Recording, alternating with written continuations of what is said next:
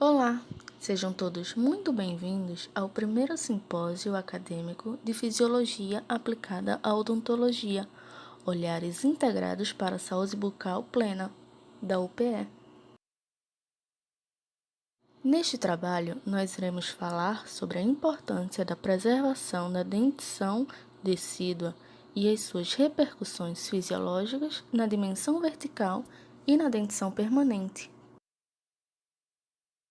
Os autores deste trabalho são Mariana Roberta Santos Silva, acadêmico no segundo período de Odontologia na UPE, e Fábia Rayane Oliveira e Silva, também acadêmico no segundo período de Odontologia na UPE, sob orientação do professor Luiz Albérico Falcão, docente na disciplina de Fisiologia Bucal no Instituto de Ciências Biológicas da UPE.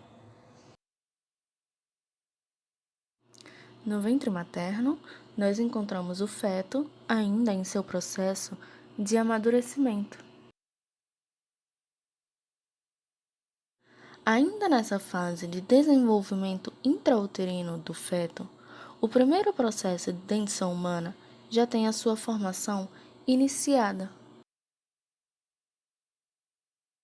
Na boca do feto em desenvolvimento estão também se desenvolvendo os primeiros brotos dentários, como são chamados os dentes nesse estágio.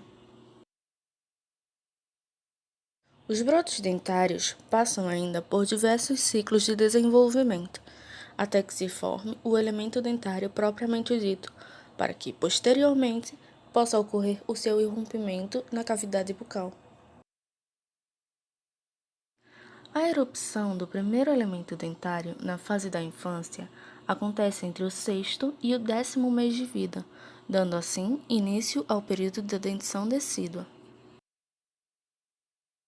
Enquanto a dentição decídua está ainda em processo de erupção na boca da criança, os germes da dentição permanente estão em processo de formação na mandíbula e na maxila e estarão prontos somente entre o 3º e o 4º ano de vida da criança, com as suas raízes completas somente após a sua erupção. A primeira dentição da criança está em processo de erupção até os 2 anos de idade e é composta por elementos dentários decíduos que, posteriormente, serão esfoliados para que os dentes definitivos possam irromper na cavidade bucal.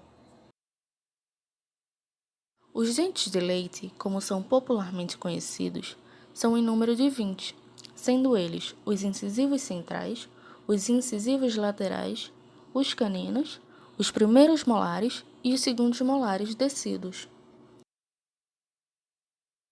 O processo de mudança na dentição, que é quando os dois tipos de elementos dentários coexistem na boca da criança, é chamado de dentição mista. Esta dentição inicia-se por volta dos 6 anos de idade, com a erupção dos primeiros molares, e finaliza-se por volta dos 12 anos de idade, com a erupção dos segundos molares definitivos. A face pode ser subdividida em 3 principais terços.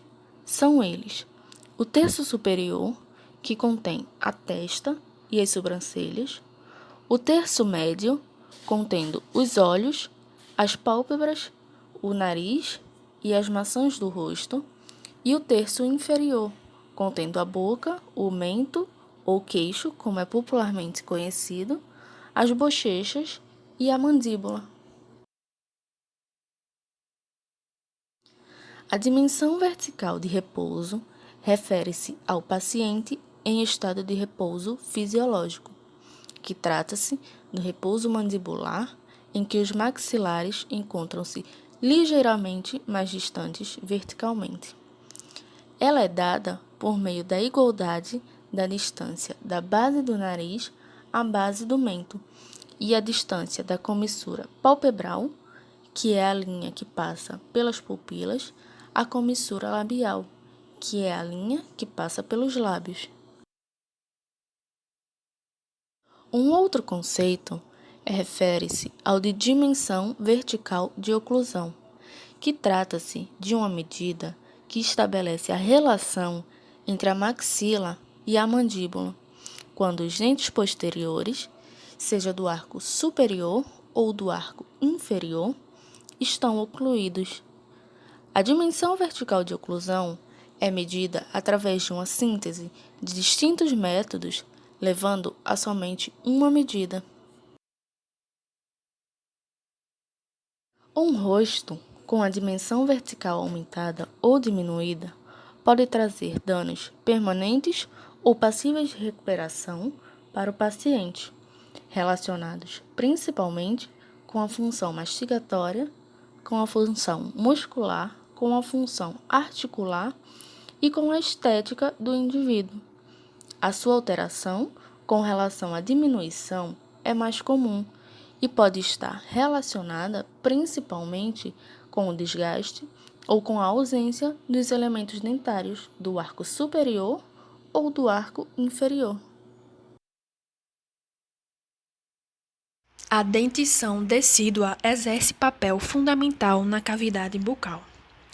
Como a dentição permanente só inicia sua irrupção por volta do 6º ano de vida, até esta idade os dentes decíduos serão responsáveis pelo estabelecimento de uma oclusão satisfatória, pela mastigação, estética e fonação da criança, sendo essencial a sua conservação.